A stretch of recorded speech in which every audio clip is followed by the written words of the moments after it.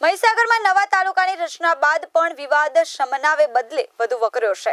શહેરના તાલુકાના પાનમ ડેમ વિસ્તારમાં 10 ગામના લોકોએ નવા ગોધરા તાલુકામાં પોતાના ગામોનો સમાવેશ કરવા સામે સામૂહિક વિરોધ નોંધાવ્યો હતો અને જિલ્લા કલેક્ટરને આવેદનપત્ર આપીને પોતાની માંગણી રજૂ કરી હતી। નવા તાલુકાઓ જાહેર થયા બાદ તંત્ર દ્વારા સરકારી પ્રક્રિયાઓ શરૂ કરવામાં આવી છે।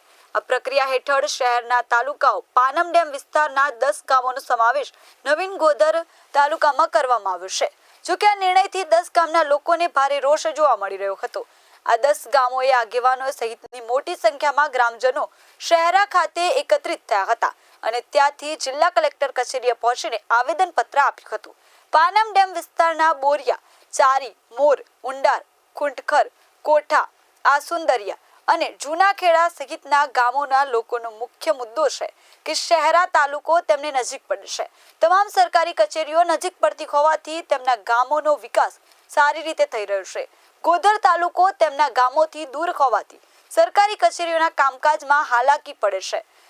ગામોનો વિકાસ અસર થશે તેવો ડર લોકો વ્યક્ત કરી રહ્યા છે। ગ્રામજનો કલેક્ટરને રજૂઆત કરી છે કે તેમના ગામોનો સમાવેશ ગોધરા તાલુકામાં કરવાને બદલે શહેરા તાલુકામાં જ રહેવા દેવામાં આવે।